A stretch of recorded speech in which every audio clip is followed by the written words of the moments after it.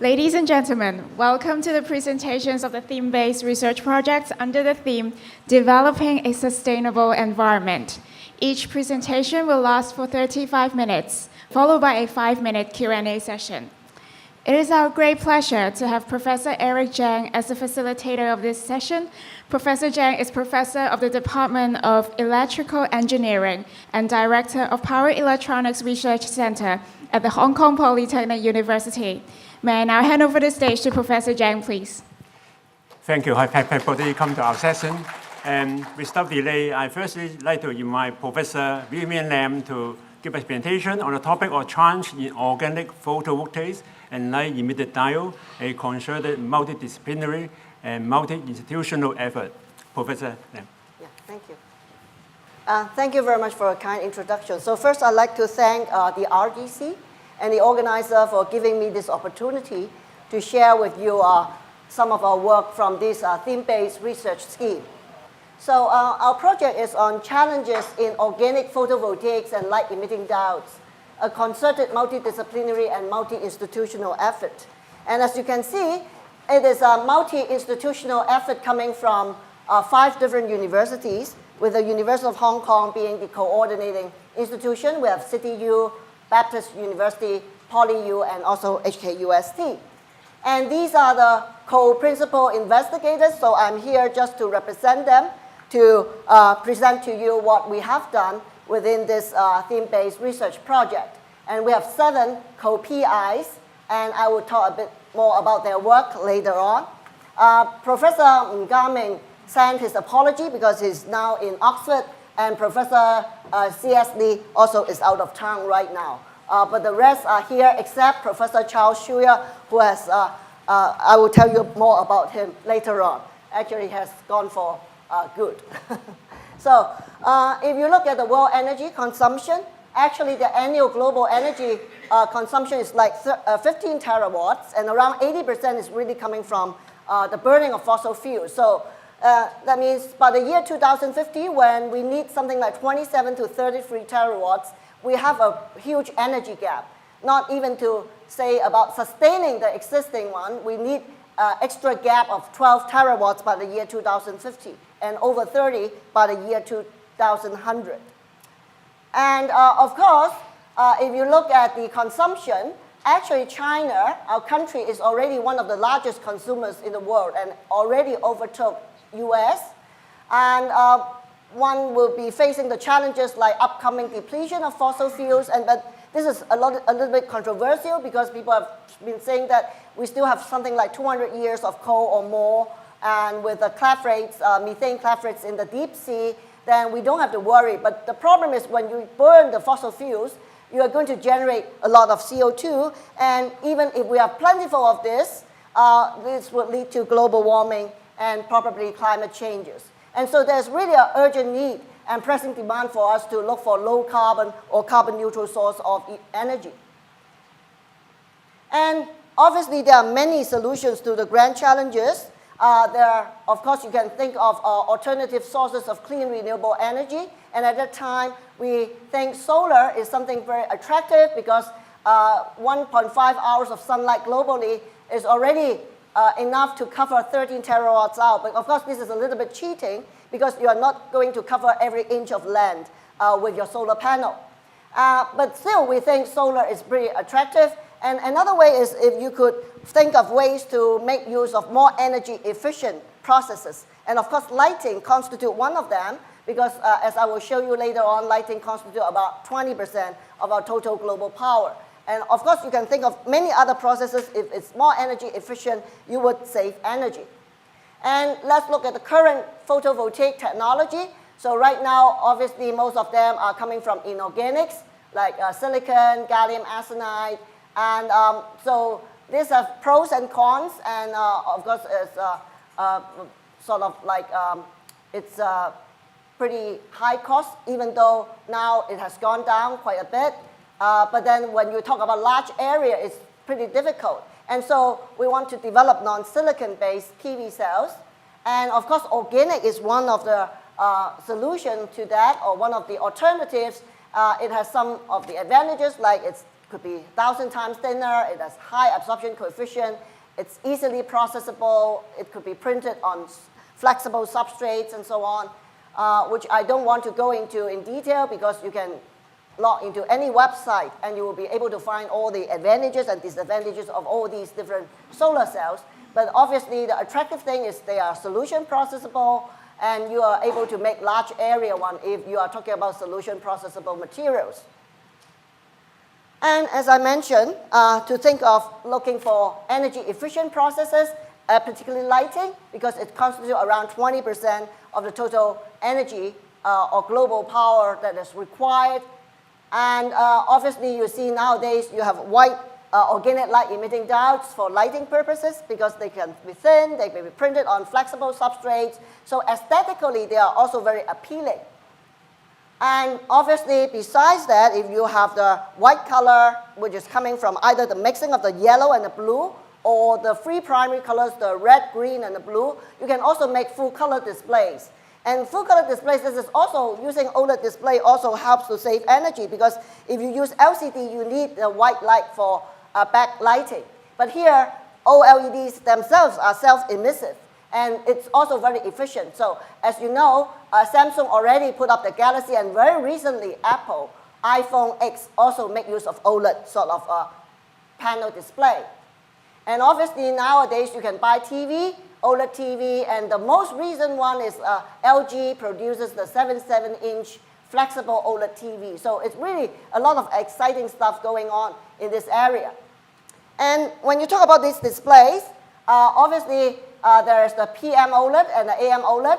And the AM OLED is the one of choice, and actually most of the mobile phones and TVs, they are using the active matrix. And one of the reasons is because you have a better performance, better resolution, it saves more energy, as well as the fact that you need a TFT component to control each pixel of the OLED. And that's why we, in our program, we also work quite a bit on the TFT in order to come up with a pretty large area and cost-effective sort of OLEDs. And here is really a comparison with the passive matrix and AM OLED, as I mentioned. With the AM OLED, you have better quality images, you have a lower driving voltage, and also longer lifetime. But the manufacturing cost is a little bit higher. But the price has gone down with large mass production. Now, if you look at the OLED market, the current market is that for lighting, as you can see, it rises to peak. They expect that 2013, 2014 will peak, and then it will then goes to the steady state. So probably this is because you have to replace the current fluorescent tubes, incandescent lamp. So that's why it will peak, and then once it reaches the steady state, it will sort of level off a little bit. And for display, actually it's keep on rising. And by the year 2017, it's already 16 billion US dollars sort of market. And by the year 2026, they are sort of expecting a growth to 57 billion US. Okay, so these are huge markets. Plus the fact that we now have VR, we have AR, a lot of very exciting developments. And all these, actually, we think in this project, it also boils down to the fact that it's important to have new OLED materials. Okay, and if you look at the market for the material, actually it will grow to 3.36 billion US dollar by the year 2021. So this is what people predict. And you can see all these OLED lighting and OLED display and all these, all coming from the materials. Now, actually, a lot of governments have invested a lot in this OLED, for the white OLED, particularly for solid-state lighting. And like the German, they invested a lot. The Korean government also with the flagship program. And now, at that time, they expect 2017, they will have a 16-inch flexible OLED display. But now, actually, they already, LG produced 77-inch. And, but then for white OLED for lighting purposes, is still pretty limited on the market right now. Still room for improvement. Plus the fact that we believe this project is very important because it aligns very well with the development strategy in mainland. So last time when I presented, I talked about the 12 5-year plan when they develop new energy and new material. So these are in the 12th five-year plan, and they expect that 15% of energy will come from renewable sources within a decade, and so on and so forth. But obviously, all you know that now we have the 13th five-year plan, and this time, you see, out of the 6 areas of emerging industry of strategic importance, new display technology is one of them. It's very important. So I think the theme base should really continue to support the organic light emitting diodes, because this is really a huge market, and it's fully aligned with the national 13th five-year plan in developing new display technology. And they believe that it will come up with all these 6 areas of emerging industry. It will eventually constitute 15% of the GDP of China. And simply in China, the company alone, I just picked one company, the BOE. BOE company alone already in 2014 invested 22 billion RMB for a 5.5 generation. And 2 weeks ago, I was in TCL. They have this Juhua printed display limited, and also they invested hugely in new generations of a production line for panel display. And over the years, BOE already invested over 93 billion RMB just on OLED panel factories. So you can imagine how important this is. And now even iPhone is using this OLED display. And with the televisions and many VR, AR, the market will be huge. So at that time, we felt that the mission and goal was really, we want to make new patentable OPV materials and OLED materials and processes. We would like to have national and Hong Kong-owned IP rights and patents. We would like to foster inter-institutional collaboration and across disciplines as well, knowledge technology transfer. We will educate the new generation of students, RAs, postdocs, research scientists, and we would like to sort of, hopefully, with our work, we'll be able to sort of revolutionize and change the game by not having some multinational firm sort of dominating the market, as I will show you later on. So these are some of the materials we work on. I don't want to bother you with the details, but essentially we are working on OLED materials, OPVs, large area devices, printing technologies, and we want to understand the interfacial dynamics and things like that. So, so I will skip this very quickly. So we come together, the different universities, together with industrial partners, as I will show you later on, collaborators, NAMI, Science Park, hopefully to come up with what we want to deliver. And indeed, we were able to deliver this, as I will show you later on. And I will just skip this one. This is really more of the details. So let me go through some highlights of our research accomplishments. So first, I would like to talk about some high-efficient OLED materials. So when people talk about OLED materials, actually there was a trend that people become interested in phosphorescent materials, that means triplet emitters.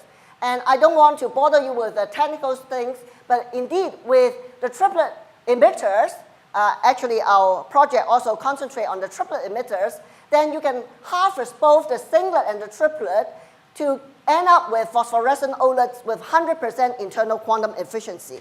And this will improve tremendously over the singlet emitters, which only will be able to harvest 25%. Now, if you look at the current state-of-the-art technology, right now the market is really dominated for the phosphorescent OLED by iridium compounds. Okay, these iridium compounds, all the patents were owned by UDC and some by Merck, so multinational firms.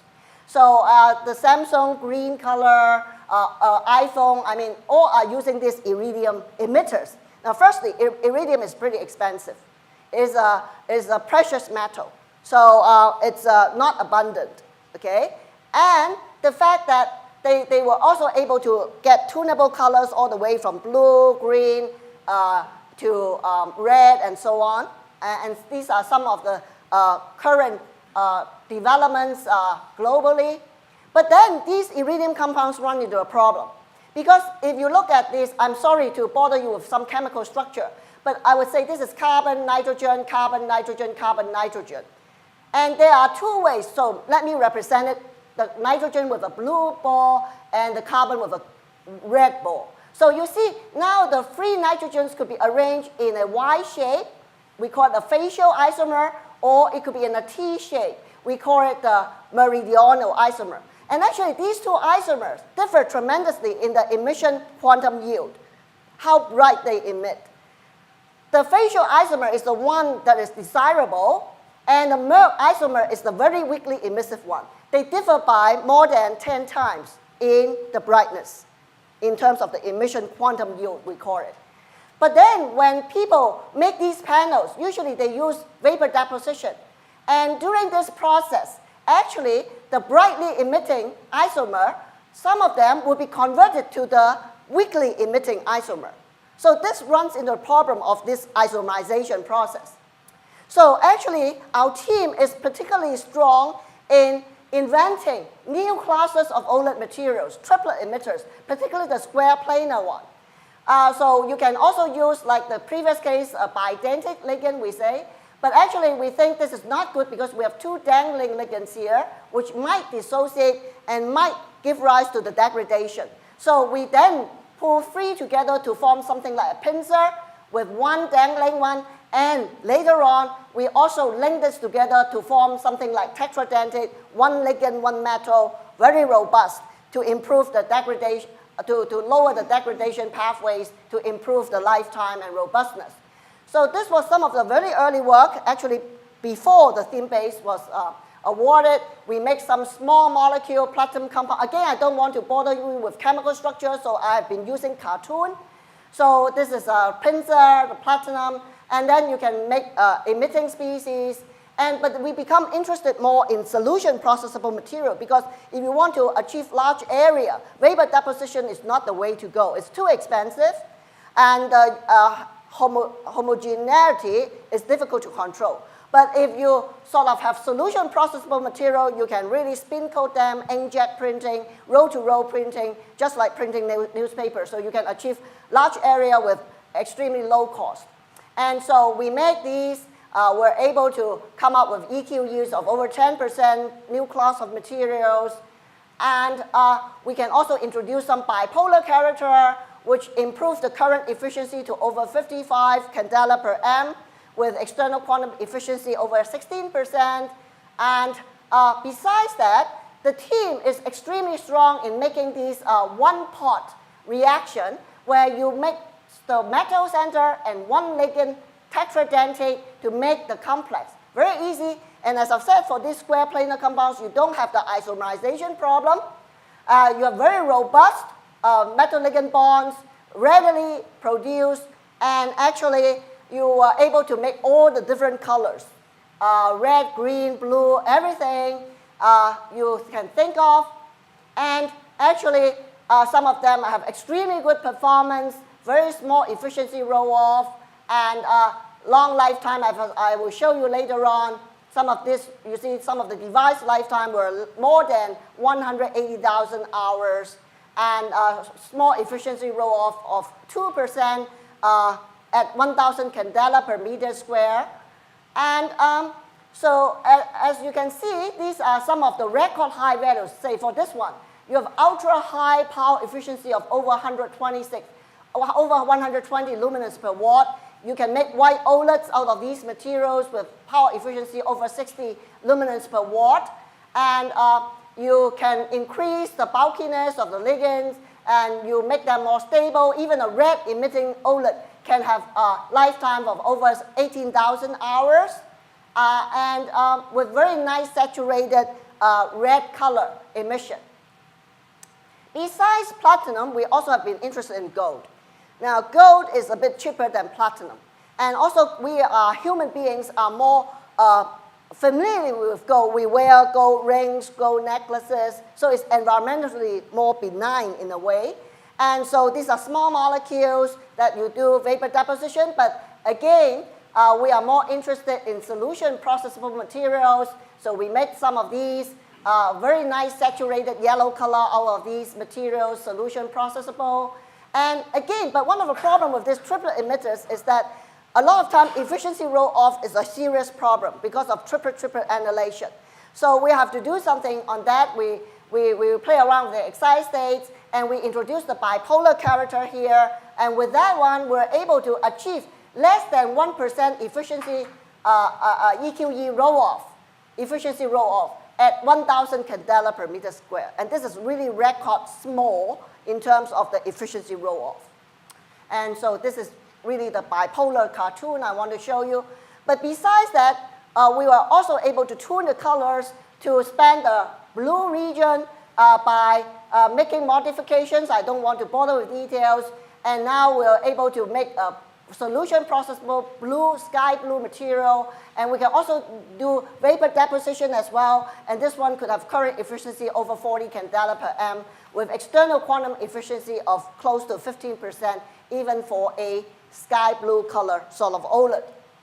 And as I mentioned, we want to tether all these together to form a tetradentate, link all the atoms together to make them more robust. And this is just to show you that if we link them together, your decomposition temperature will be raised tremendously compared to if you don't link them up. And the PL quantum yield, the emission intensity also increases tremendously because you rigidify the molecule, you make them more stable, more robust. So this is one way that our team has been going.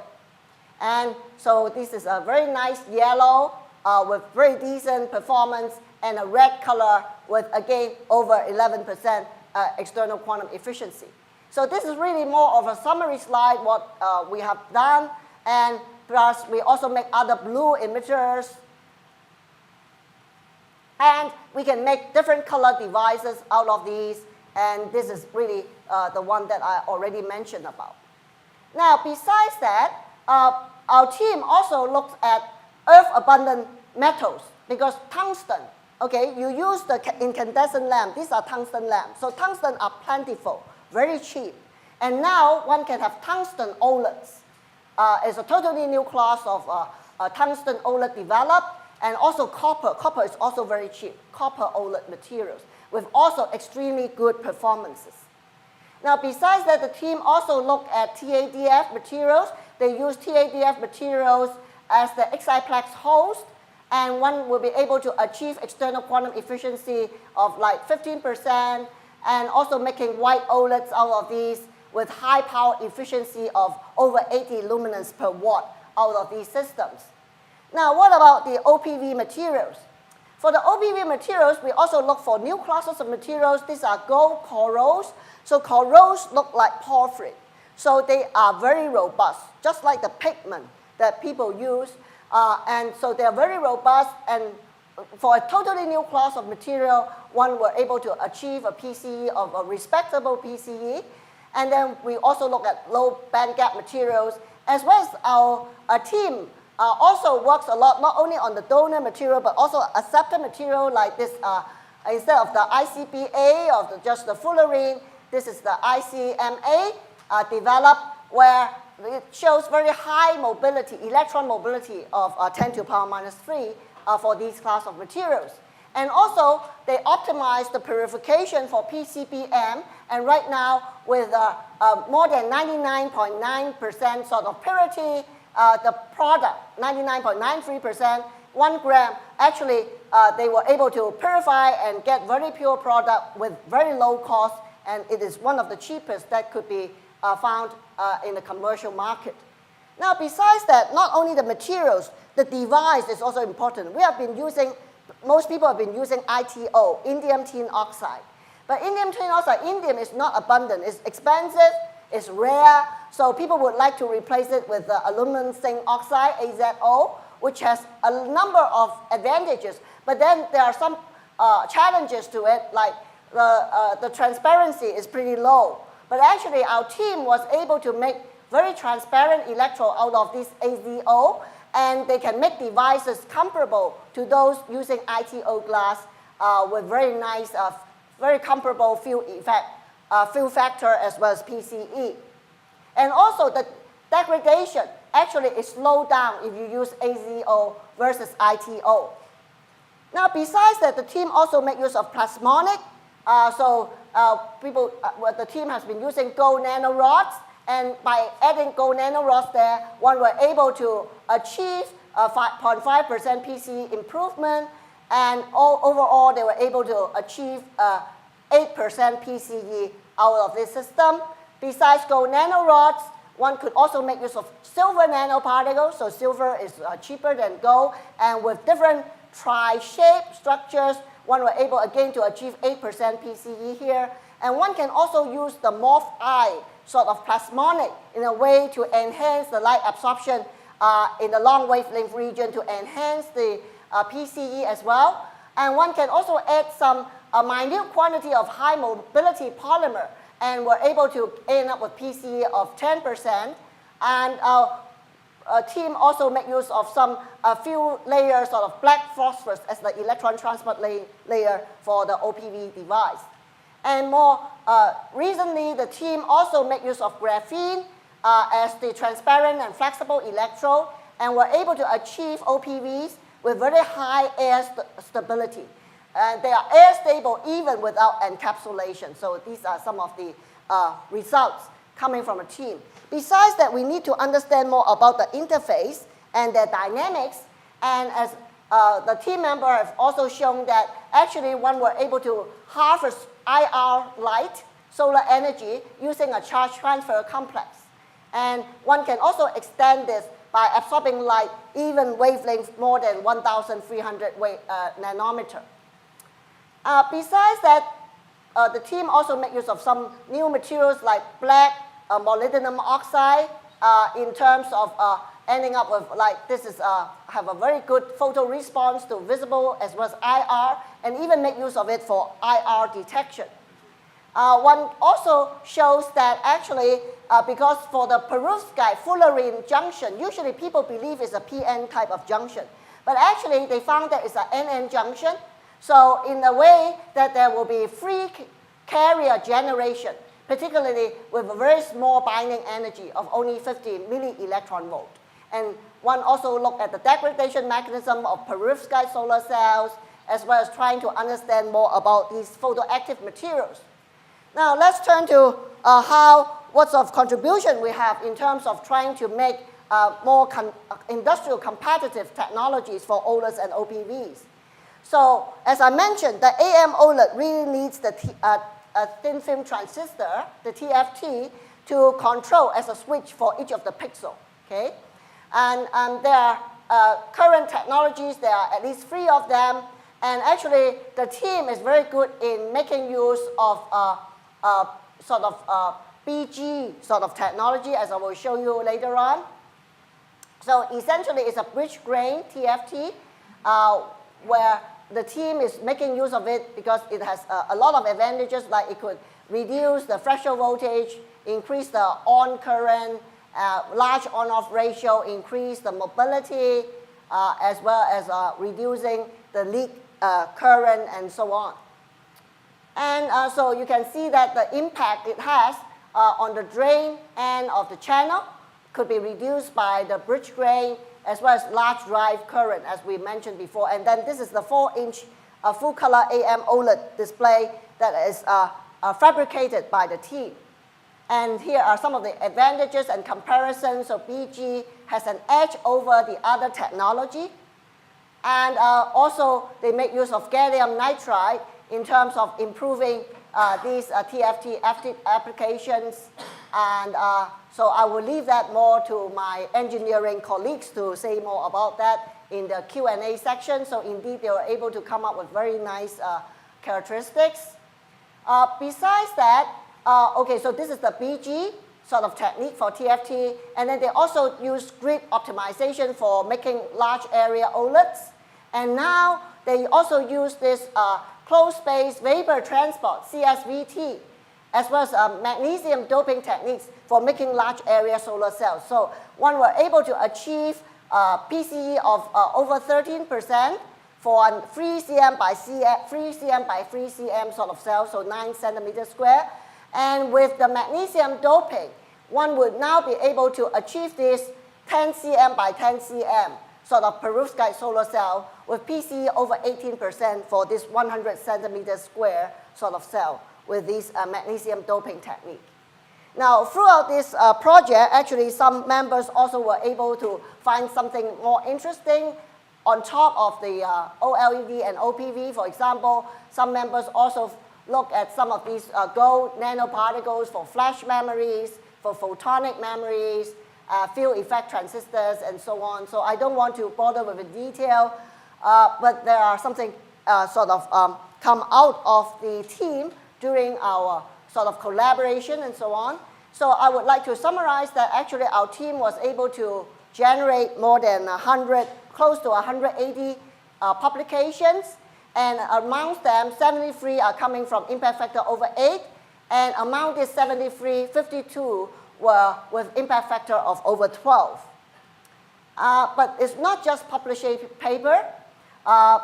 We also have some of the work highlighted as cover pages, frontispieces. I don't want to bother with details. But what's more is we start to have the industrial collaboration, partnership.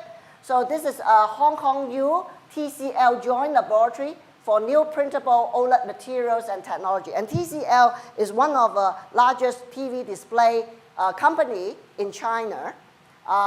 It's a listed company. And so you can see this is the CEO, Mr. Lee, together with the president of HKU. And we also have the president of Cisco, the CEO of Cisco attending as well. And this is the government official from the Guangdong province.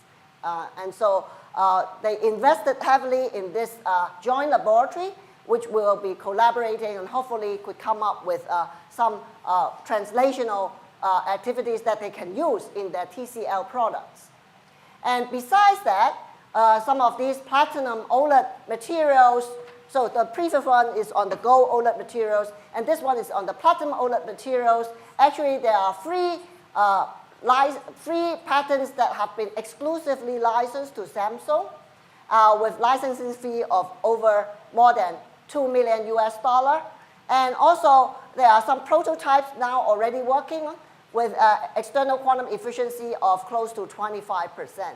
And they are also testing the lifetime. And actually, besides working with Samsung, is also working with other companies as well, like LGA and others. And so here, I just want to more or less conclude in a way that I think the theme-based research project has brought together chemists, physicists, material scientists, engineers, all come together to work from these 5 different institutions, from these different disciplines, and this together with collaboration with local, national, international industry, as well as institutions, as well as NAMI, one were able to now generate OPVs, white OLEDs, as well as OLEDs for display, which is also an energy efficient process for sustainable environment. And with that, I just want to thank all the team members. So I'm here, I'm just serving them. I'm just the coordinator. But without the efforts of our other co-PIs, like Professor Kwok, Professor Chi, Professor Ng, Professor Lee, Professor Zhu, and Professor Suya, this would not have been possible. And as I've been telling you that Professor Suya, I will tell you a little bit of a story. Actually, he left Hong Kong because he felt that Hong Kong doesn't give him enough money to do research probably, or maybe salary, I don't know. And he has moved to Kazakhstan now as a dean or department head in one of the departments in the university. So we lost him. I'm sorry about that. And of course, the other team members who have also played a tremendous significant role in helping this project, in coming up with all the ideas, with all the collaboration that could make this possible. And some of them are here today, like Andrea, Shugong, and also Ricky. They are in the audience as well. I'd like to send my thanks to them. And some of the collaborators of this project, particularly Roy and Yan Feng, who also helps a lot, and also Paul from NAMI, who helps a lot in our project. And so I'd like to send my thanks to not only the co-Is, PIs, but also to all the students, the postdocs that are involved in this project. We really involve a lot of young scientists And we are now grooming new generations of young scientists. And so with that, thank you very much for your kind attention. Thank you, Professor Yam. Please remain on stage, and may I invite Professor Chen to come forward to host the Q&A session. So could Thank I you. invite my other co-PIs to come on stage here? So Professor Chi, Professor Kwa, and Professor Zhu, please. First of all, thanks a lot, Professor Yam, your really excellent presentation. So I would like to now invite the floor. Any question to the team member? My name is Peter Brewer. I'm one of the RDC team. Very impressive. Just one small question. You went over very quickly a mention of enhanced resistance to air exposure. I think you said Enhance resistance or to air exposure. air exposure, Yeah. yeah, the perovskite. That seems like an unusual niche, but an interesting one. Can you tell me more about that? So this is the work by Professor Yan Feng. Maybe can you help? Thank you for your question. This is regarding the flexible solar cells, and usually the top cathode is made by reactive metals like lithium fluoride and aluminum, etc. And these contacts could be easily oxidized. So the metal active layer interface could be easily laminated. Where in this particular case is that one of our team members using graphene transparent electrode, which is very stable and laminated, and showing that provide a very stable contacts at the metal organic interfaces. This is one of the reasons that help to prolong the lifetime. The other related issues that one of the work that we replace ITU with aluminum doped zinc oxide. Indium tin oxide is currently widely used for organic solar cells or any type of a solar cells application. And one of the advantages of applying aluminum doped zinc oxides, aluminum doped zinc oxide has a very poor transmission in the 380 nanometer, like a blue kind of a thing. So by applying aluminum doped zinc oxide, it's serving as like a built-in filter to filter out the high energy blue photons, so therefore to prevent the light-induced degradation in organic semiconductor material. Therefore, better stability could be expected. So any second question from the floor, please? I heard that Professor Chi has one of, or two or three of the molecules that licensed to Korea, Samsung, for $2 million US, something like that, based on platinum. And later on, from your group, you found gold is cheaper and better. So have you found new licensees for the gold-based material? Okay, so, sorry. For the gold is my team working on it. So we are working with TCL. And also besides, so TCL is a display company, and under them, the subsidiary, they have the China Ray in Guangzhou, which is more on the materials. And as I mentioned earlier, Juhua, that one is more on the printed display OLED. So it's really all the way from materials, from the printing technology platform, all the way to eventually the TV set. So we are working with them. So we have a joint laboratory, and we are still discussing about licensing and a lot of other things. Yeah. Thank you. We don't have too much time, so we can accommodate for one more last question. Any other question from the floor, please? And currently the inorganic LEDs, such as gallium nitride LED, seems to be dominant in the general illumination market. So can you make some comment about the future development of the OLED in the illumination market? As you know, the gallium nitride LED in the, for illumination, the efficiency can go up to 200 lumen per watt. But for the OLED, it seems to less efficient. Can you make some comments about the future OLED development in illumination? Thank you. Maybe I say a little bit, and maybe others could supplement. So I think for inorganic LEDs is already on the market, but usually they are more of a point source, so you see different dots of that. And so for organics, then you can really print it, and as I've shown you, it could be on the curved surfaces. It's just a thin sheet of light. So aesthetically, it's very appealing as well. And we don't need to have the metal baffle there, which is the heat sink, which also have a lot of heat dissipated, right? So, but maybe my other colleagues could supplement if there's, yeah. Yeah, certainly OLED lighting is not going to compete with gallium nitride or inorganic LED.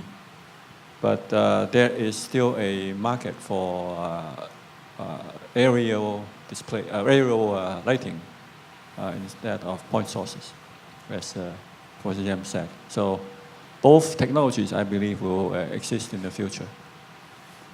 Certainly, light bulbs will be out, will be replaced by LED as well as OLED. Thank you. And so because of limited time, let's thanks again for Professor Yam and also his team member, her nice presentation. Thank you, Professor Yam and her team.